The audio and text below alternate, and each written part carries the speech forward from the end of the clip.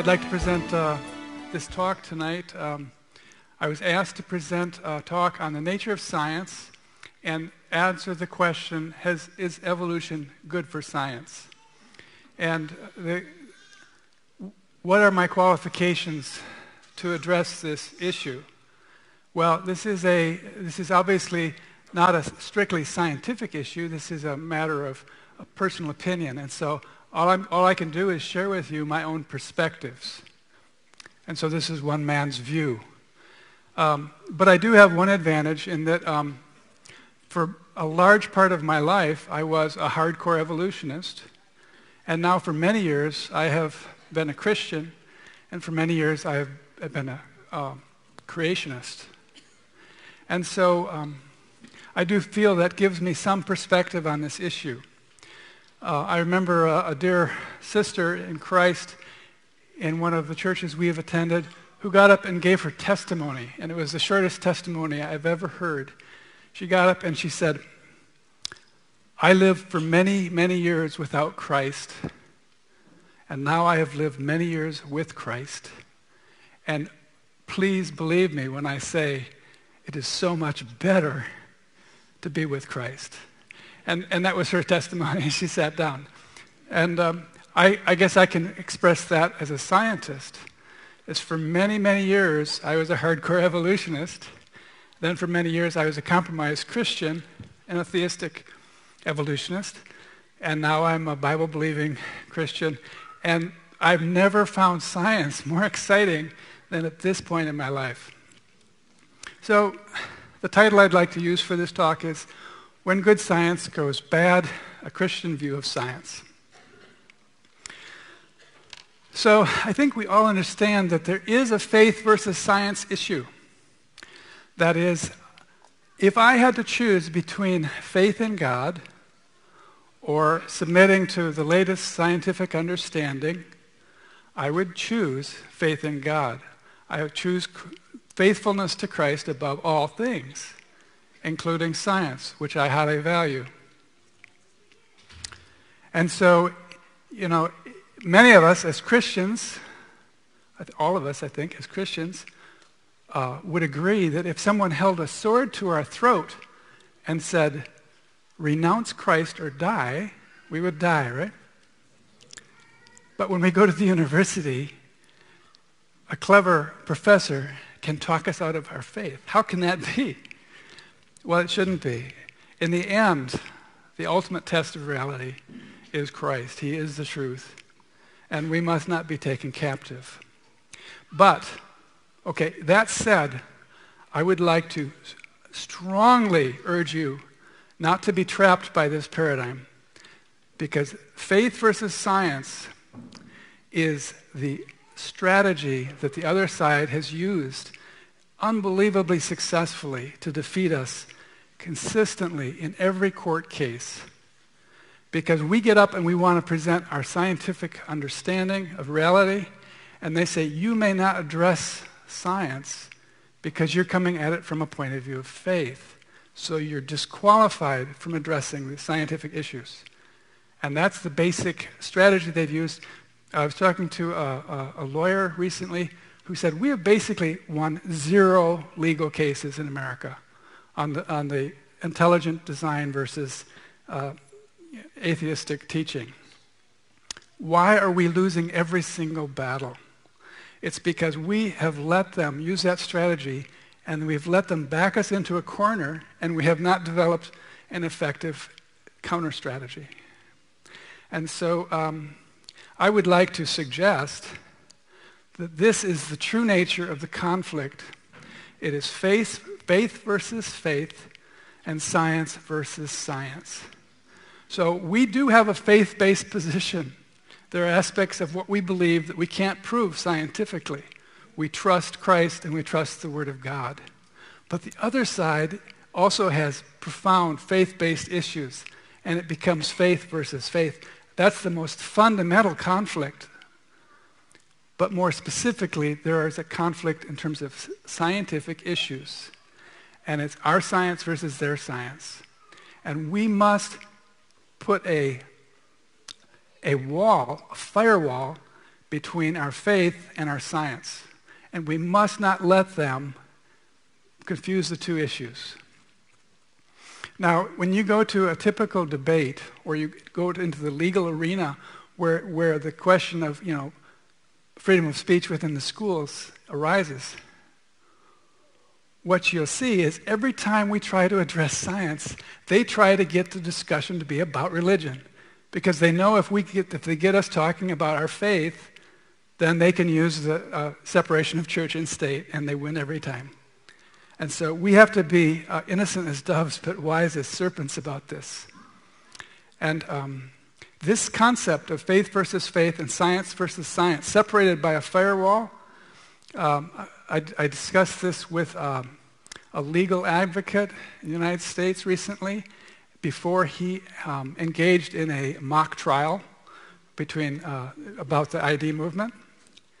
And he embraced this strategy, and he feels that it won the day. And they based upon the audience, they clearly won the debate. And so I believe this is a very strategic element. And when we go to witness to others, again, I think we should show to them that this is not science versus faith. It's faith versus faith and science versus science. So the evolutionists hold a series of faith-based positions. And as we investigate their positions more and more closely, we realize more and more clearly that they have a faith-based position. To begin with, they believe in a spontaneous universe. The universe made itself. And if you probe and challenge, you will find out that they believe that because they want to believe that. And that it is a faith-based position. And they'll play all kinds of games to try to rationalize it and they'll use scientific jargon to make it sound like a scientific position. But it is a faith-based position. Then they go to spontaneous life. They say, after the world made itself, then life made itself. And if you challenge them and ask them, how could that possibly be? You quickly find that that this is a faith-based position. They say it must be true because we know there's no God, and how else could you explain life? And then you go on to say, they go on to the next faith-based position, which is the spontaneous. Once you have life, that life will just spontaneously get better and better through mutation and selection. And we realize that is not an honest or scientifically defensible position. It is strictly faith-based. And then they go on to believe that once life has arisen, it will develop self-consciousness and intelligence spontaneously. And you ask them, how do you justify that? Since we don't even know where intelligence comes from or how the brain works, how can you rationalize that scientifically? And you find very quickly it's a faith-based position. They just believe it. Because how else? Since they've already rejected God, that's the only other hypothesis. And lastly, they believe that once you have a brain, that life, which is meaningless and going nowhere, would naturally discover what truth is. And that there's such a thing as truth in a meaningless and directionless universe. So these are the five fundamental faith-based positions that they hold. This is their creed. And what we realize is that we can actually dismantle these strongholds. For example, we can really now rigorously show that mutation plus selection does not result in spontaneous ascent of life. In fact, the best selection can do is slow down degeneration. And how do we attack these strongholds? We use science versus science. And we refuse to let our science be blended with our faith. So when I go into a university and talk about Mendel's accountant and genetic entropy, I will not be, what's the term? I won't be sucked into talking about my faith in that context. I say, I'm talking only science today. If you want to talk to me later, I'll tell you about my personal beliefs, but I'm only talking science today. I will not let them cloud these two dimensions. And so I believe this is a strong suit for us now. Science is a method A lot of people seem to think that science is somehow mysterious, and unless you have a PhD, you can't understand it or apply it. But it is nothing more than a systematic way of learning. We go through observation, hypothesis, experimentation, and experiments need to be independently validated by other people, or it doesn't carry weight. This is something we can understand on a very logical level. Anyone can understand this. Science is a tool, and this makes science very, very good. Science yields technology through the process of invention, innovation, development, refinement, commercialization. That is why we can feed 6.5 billion people today.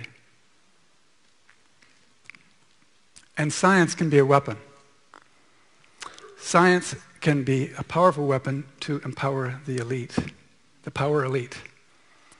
And so in war, technology through science can give success.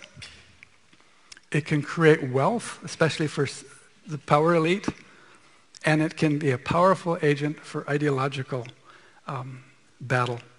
And so the Nazis in Germany and the communists in Russia and China, you looked at their scientists as pawns for their own empowerment. So is science good or bad? I believe that there are a lot of Christians who actually perceive science as bad, because the power elite has taken control of science and used it as a weapon against Christians and Christendom. They have come to think that science is bad. But science as a tool is neither good nor bad, except in the context of how we use it. So Abel used rocks to build an altar, to make a sacrifice to the Lord. Cain used the same tool, like a rock, to kill his brother. Is a rock good or bad technology? It just depends on how you use it. Science is inherently godly. We were given the Dominion Mandate, and the only way to fulfill the Dominion Mandate is to use our brains and to use all the resources available to us. And if we look at Joseph or Daniel, we see that godly men study hard and use reason.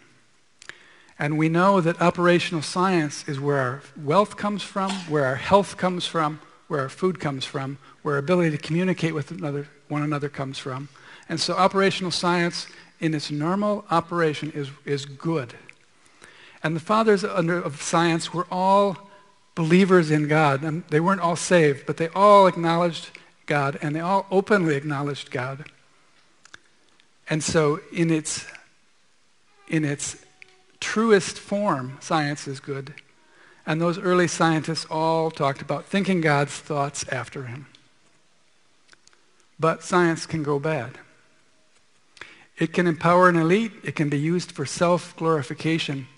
It can become an idol that people lift up on an altar and worship. It can be dishonest, and it can be a tool against God. And that's why many Christians have come to look at science as a bad word, why there are so few Christians who go into science, why most Christian schools struggle to find a good science teacher. So there's been a history of scientific corruption, past and present. In some modern examples to me of where science has been politicized and corrupted would include the unscientific banning of DDT, the unscientific arguments that were used to shut down the nuclear energy industry at a time when we desperately needed it, the unscientific arguments for global cooling in the 70s, the unscientific arguments for the global warming in the present, and the very unscientific Mother Earth pseudosciences that filled the newspapers and filled the magazines. So these things are, in my opinion, are examples of science that's off track. It's based upon wishful thinking or political thinking rather than rigorous science. So I'd like to just go back now in history and think about science where it's gone wrong in the past. And I'd like to just consider for a moment this famous case of the trial of Galileo. It's been many people have tried to spin this historical event as a science versus faith conflict. And I've looked into it enough to see that that is not true. So Galileo was a proponent of the heliocentric view, which is the Earth goes around the sun and not vice versa. And he was tried for heresy by the Roman Inquisition in 1633.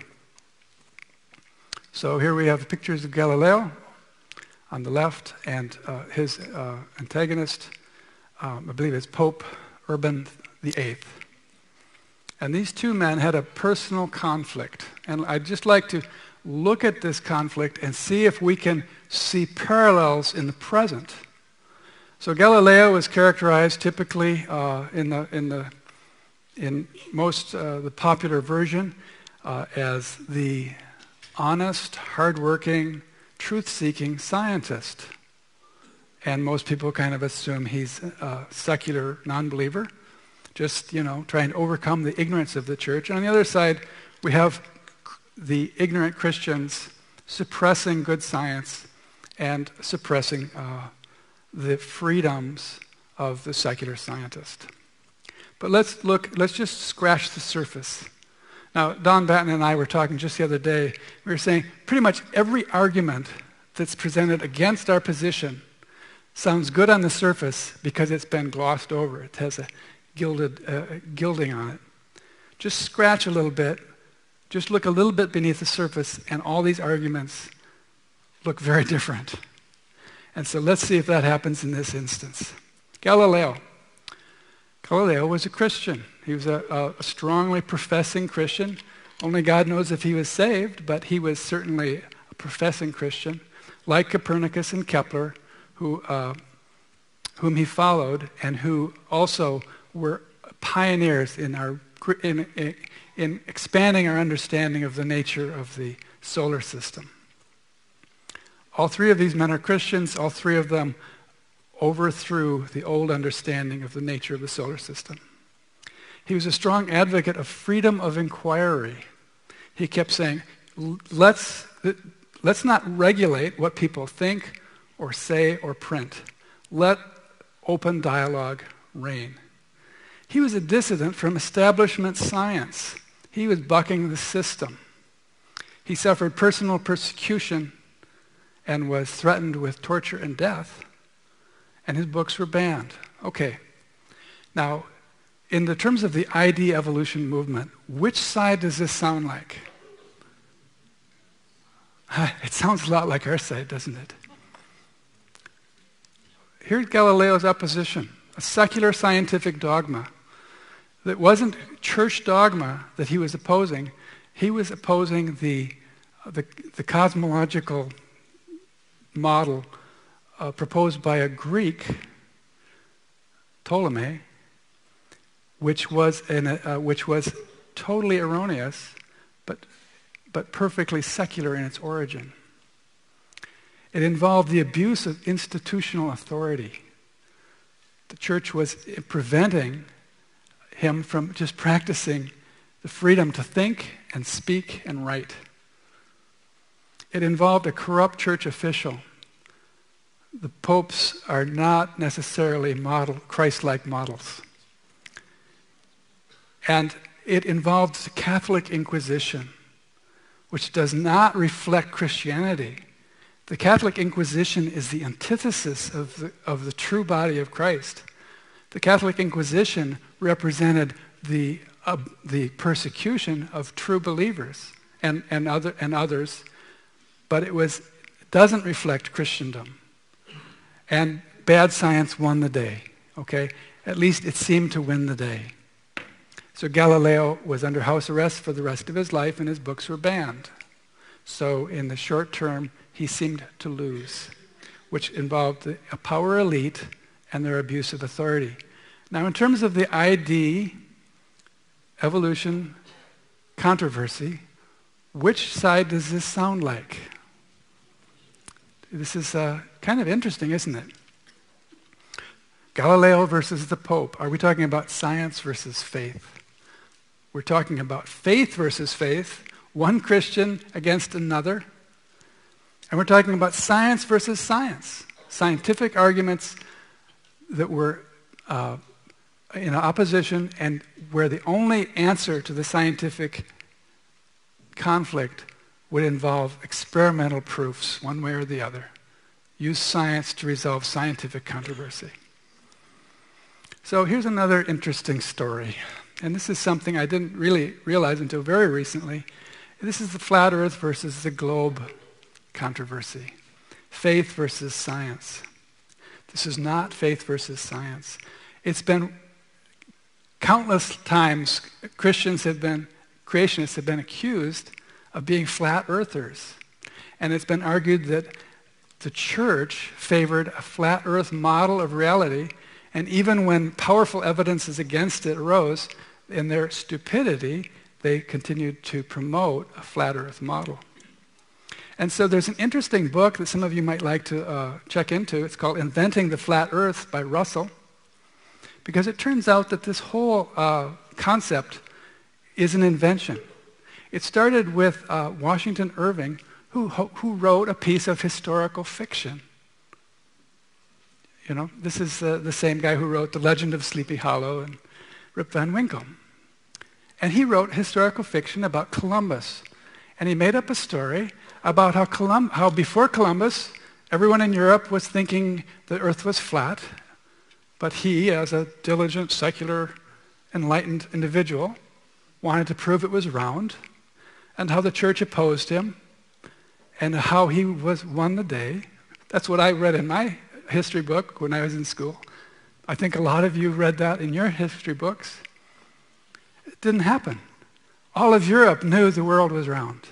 They didn't know, in fact, many Europeans knew the circumference of the world.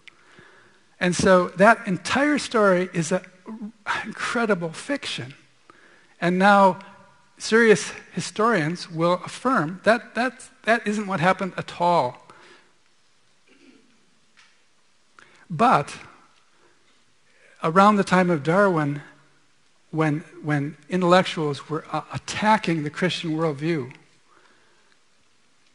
they embraced this fictitious concept and started promoting the idea that Christianity promotes a flat earth. Even in Scripture, you'll find verses that clearly indicate that the world is round. And at no point in church history did any church leader promote a flat earth perspective. It's a total fabrication. And so some people will tell you there's still a flat earth society today. Do you think that's true? There is. Go Google it. Google Flat Earth Society. You will find there is a Flat Earth Society. What is it really?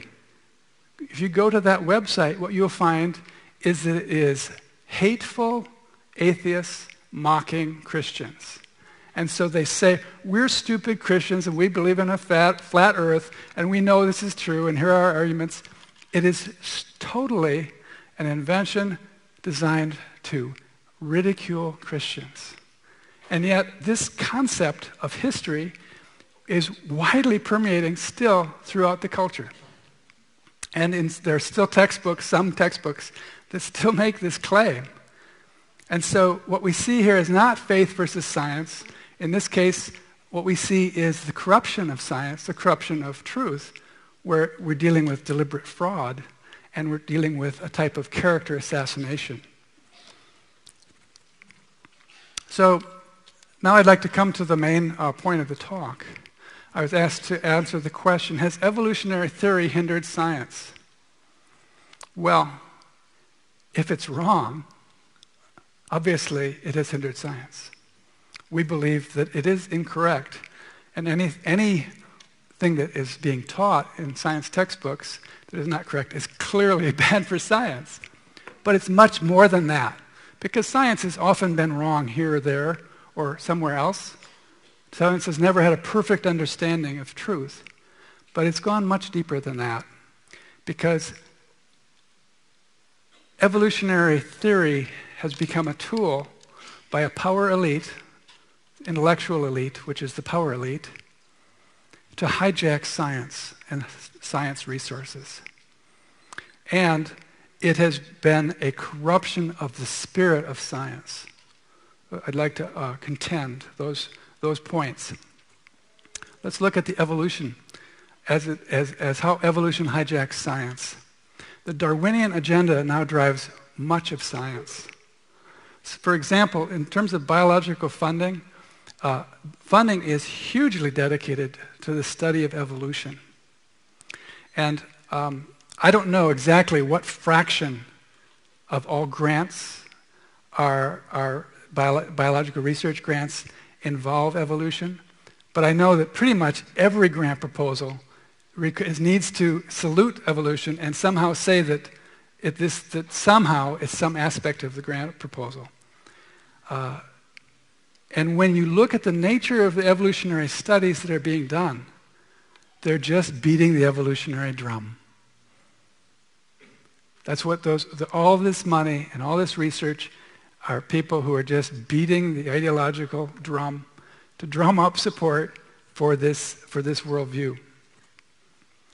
Now, in terms of, as you go into the published literature, like if you pick up the journals of science or Nature or the national proceedings of the National Academy of Science, if you just page through the table of contents, article after article after article after article is about evolution.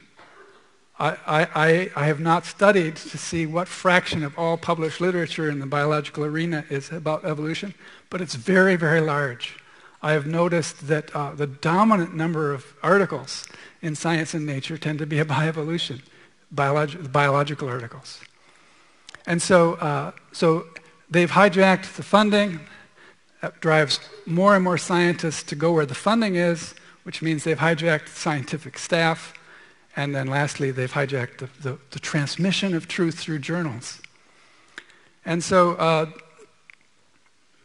if you produce results that don't fit the Darwinian paradigm, you will find it very difficult to get published. And it will be viewed as subversive or seditious. You're violating the party line. And what are you up to, really? And so peer review is designed to preserve high quality in science, and it's very important. But when things get politicized, what happens is peer review becomes an ideological filter, not just a quality filter. And I believe I see that extensively. And I believe that because of this, true science, the operational science that actually gives us wealth and health, has been undervalued and underfunded. My own experience within academia is if you do something like agriculture or even medicine, it's not considered the really elite research. You have to be up in the ivory tower and ideally in some way beating the evolutionary drum to really be prestigious within the university, with a few exceptions. And so there is a cost to all this propaganda, not just that they're perpetuating information that is not correct, but that it actually detracts from real science. So lastly, I'd like to argue that evolution corrupts the spirit of science. Science is supposed to involve mutual respect, giving each other freedom to speak, respectfully considering one another's points of view, and the most godly science, of course, should honor God. But what we're seeing is that more and more science mocks God, becomes an idolatrous thing. More and more scientists, one of the characteristics I see in myself and my colleagues when I was an evolutionist was we were very self-exalting, incredibly proud and arrogant. Because you see, as an evolutionary scientist, there's a tendency to look at humanity as just naked apes, but the scientists are kind of like the enlightened gods. And there's this amazing arrogance associated with that. And of course, true science seeks truth. But when science is corrupted, it can become an ideological weapon instead of truth-seeking. And any truth that doesn't support the ideology will be suppressed, and things that aren't quite good science will actually be promoted. And so it can suppress dialogue and open inquiry because it is an ideological position, and it can violate academic freedom, which is a very serious reality. I am aware, I've become aware through through a network that there are many creation-believing scientists in the universities. We're still very much a minority, but there's a significant number, but most of the people are undercover. Because they know that if they go public, number one, they'll be mocked, they'll be shunned, they'll lose their funding, and it will become almost impossible to publish, with some exceptions. I know that there are some creation scientists who have gotten a strong enough position in the university they can function, but generally that's not the case. So Darwinian followers have repeatedly corrupted science. I'm making my argument very strong. So maybe, I tend to overstate things to make my case. So maybe I'm going to overstate it, and you can forgive me, and we can take a step back. But I do see some very dark aspects to the Darwinian movement. One is that I believe that Darwinian followers have a tendency to seize power. And why shouldn't they? If you believe that there's no morality except the imperative to continue to evolve, if you believe that might makes right, if you believe that the ends justify the means, if you believe that the survival of the fittest, even within academia, why would you play fair? I believe that the Darwinian followers, because of their strong ideology, I'm talking about the radical Darwinists. I'm not talking about just the biologist who teaches biology and happens to believe Darwinism because he was taught it. I'm talking about the ideologues, the radicals, the 10% that are hateful toward Christians. The hardcore Darwin followers propagate ideology. They're not that interested in truth. They tend to vigorously attack their opponents. They will use slander. They will even undermine. I believe that they will deliberately try to ruin other people's careers. And for the hardcore Darwinists, I believe they are happy to violate other people's rights. And lastly, I see evidence of dual standards.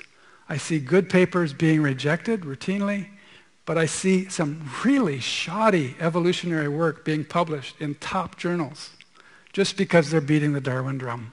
If you're beating the Darwin drum, you don't have to do very good research to get your papers into PNAS or Science or Nature, because that's the politically correct place to be. So for me, what I've come to feel, and again, I'm talking about my perspective. I'm not talking for CMI or anyone else. This is just, 30 years of experience from academia, both as an evolutionist and a believer. No wonder that evolution is wrongly perceived as foundational to all science. You will hear many people argue against creationists. You are a threat to science. And evolution is essential to science. It is the foundation of science. They make that argument powerfully. And a lot of unthinking people believe that. But the reason that perception has been widely perpetuated is because there is a power elite.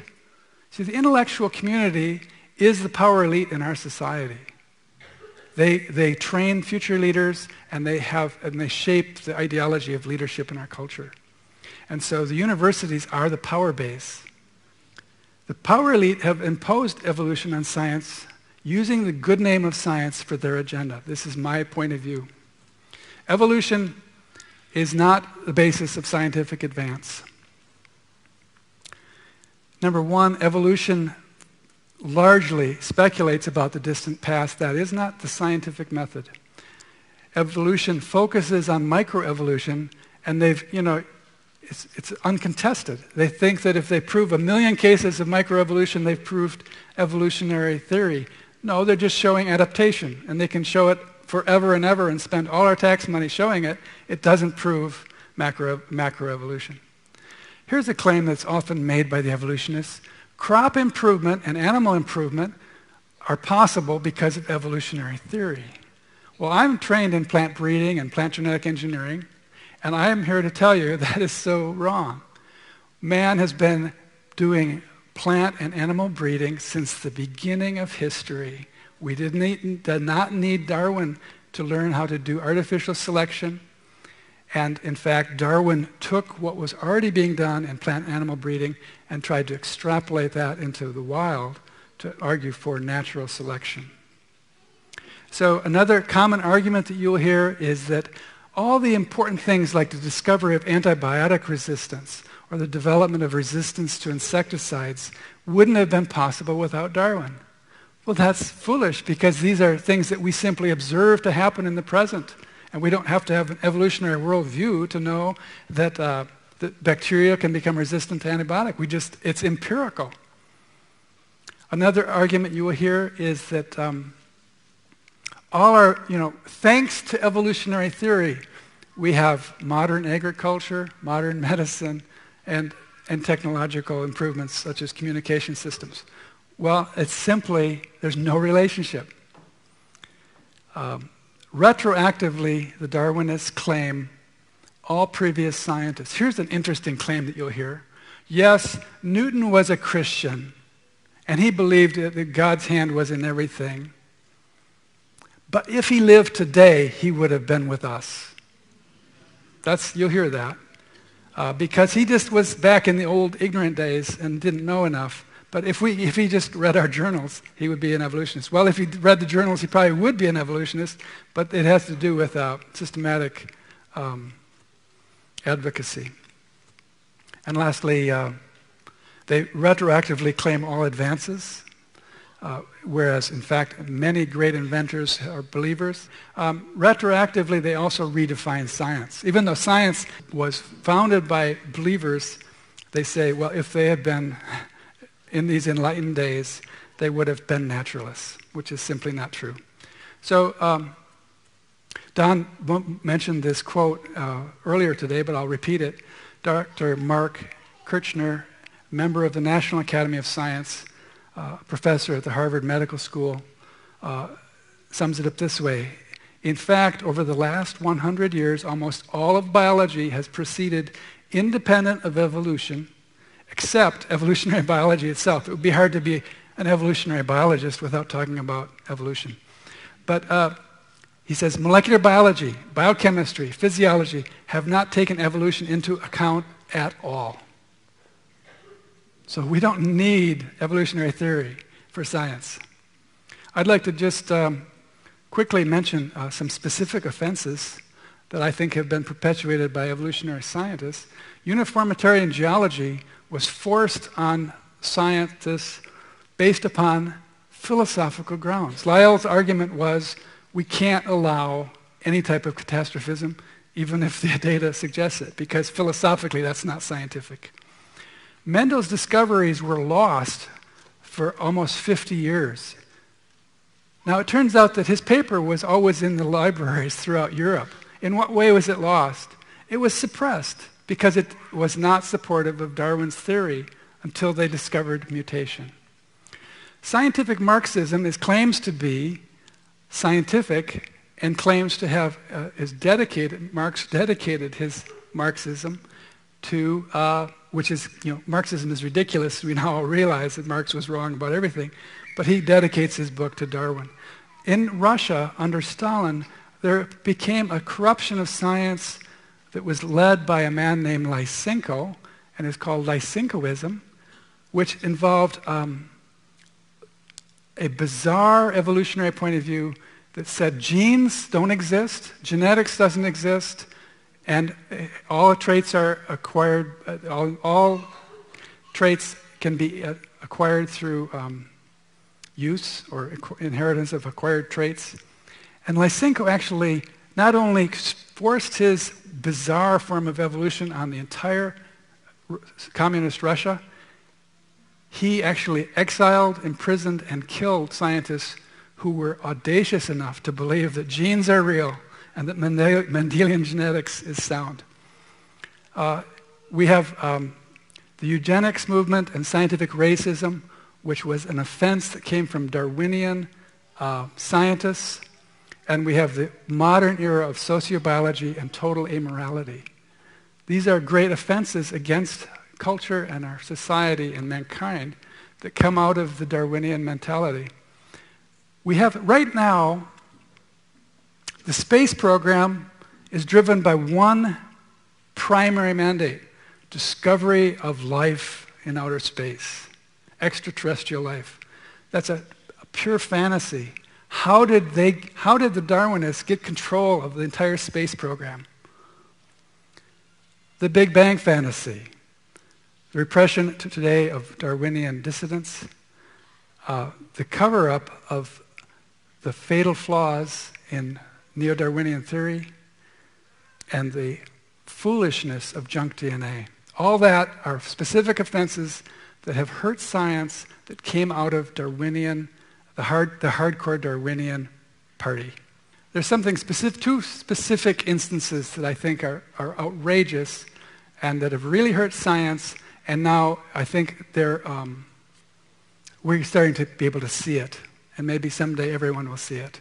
The one is the collapse of neo-Darwinian theory, and it is a powerful deception that can now be shown to be wrong. And so we know that mutations are bad. We know that mutation rate is too high. We know most mutations that are bad are unselectable. We know most good mutations are unselectable. And we know that there's a problem with linkage. And these problems can now be shown to make the classic concept of mutation plus selection, progress through mutation and selection, ludicrous. And yet that simple concept has ruled universities for decades. And the population geneticists have known all the problems with it and have failed to communicate those problems to society. They just, and so that's either that's wicked or a form of negligence, not to communicate something so fundamental. And lastly, junk DNA. This is my field, genetics, and it's increasingly being recognized that this is the scientific blunder of the century. The Darwinists knew that with the discovery of DNA and the discovery of the complexity of DNA and the genetic code, and then the growing knowledge of the unbelievable complexity of our genome, that they needed to denigrate the genome to help people believe that it could have happened by accident. And so there was a paper published called So Much Junk DNA in Our Genome. And you know what their argument was for that underlying that paper? Was the mutation problem. They said, if the whole genome is functional, then the actual mutation rate is phenomenally high within the functional genome, which in selection couldn't deal with it.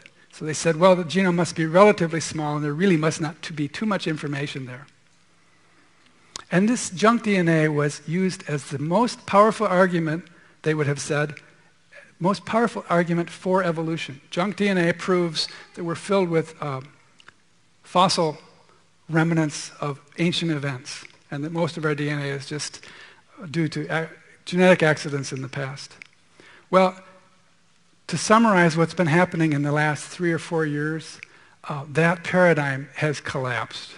And I'm not going to go into the details, except that there's now overwhelming evidence that most of the genome is functional. And so the junk DNA term itself has largely been abandoned by any serious scientist. Here's a quote from John Maddock at the University of Queensland, Brisbane. The failure to recognize the full implications of this, particularly the possibility that the intervening non-coding sequences may be transmitting parallel information, may well go down as one of the biggest mistakes in the history of molecular biology. Here's a quote from Dr. Francis Collins, who was the leader of the Genome Project. And these were his parting words as he recently retired from being the leader of the Human Genome Project through all of its development. He says only about 1.5% of the genome is coding for protein. The rest of it is probably involved in this regulatory stuff. That's a technical term. I hope you understand that. Regulatory stuff. And for a long time, we were a bit dismissive, actually extremely dismissive, about the other 98.5% of the genome, and said that a lot of it was kind of junk. No, they said it was junk. They said it was worse than junk. They said it was parasitic DNA that was taking down the genome and something we should get rid of. I don't think people are using the word junk anymore. He's right. When they are talking about the genome, because the more we study, the more functions we find in that filler DNA, which is not filler at all. That's the state of the art, is we've gone from believing that 1.5% of the genome is functional to realizing that it's mostly all functional. And from our point of view, it's all functional except the parts that have been broken through genetic degeneration. And lastly, part of their agenda, a powerful strategy, is they have redefined science while we weren't looking. Historically, science was defined in terms of thinking God's thoughts after him. The modern view, which is coercively imposed upon all public institutions and more is being forced upon Christian schools, is that true science must be philosophical naturalism, which denies God and says that all that matters is material stuff. But I would like to suggest that what we need is true classroom objectivity, where there is open inquiry, open dialogue, where the teachers can teach the controversy to stimulate student thinking, and where students can go where the evidence leads them. Freedom of choice. So this is a famous painting of Plato and Aristotle. And it's really an interesting painting because Plato was Aristotle's teacher, and Aristotle was the student.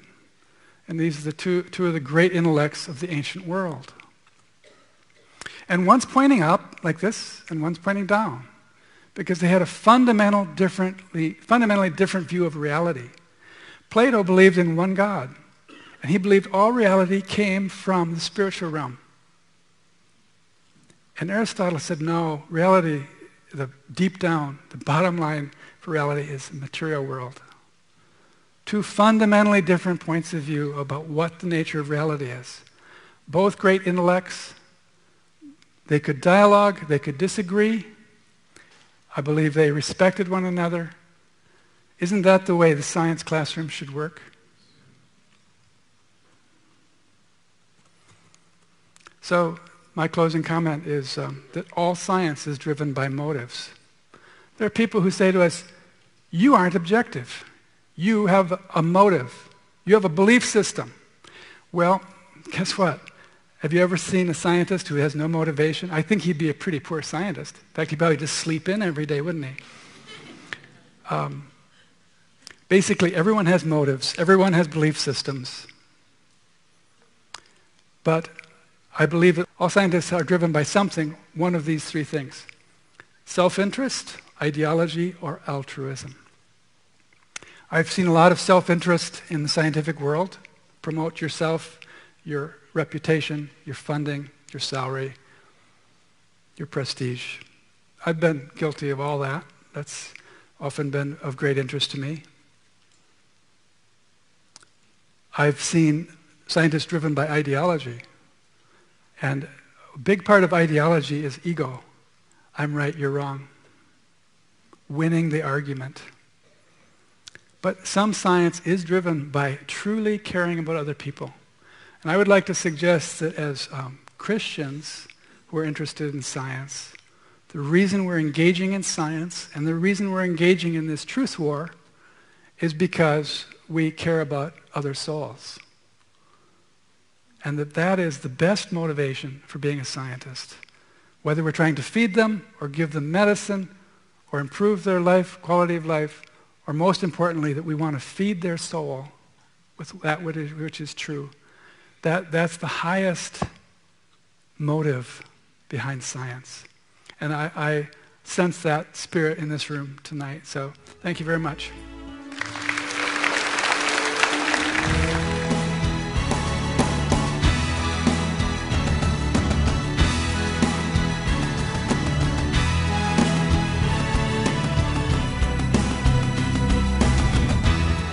Thank you for watching this program.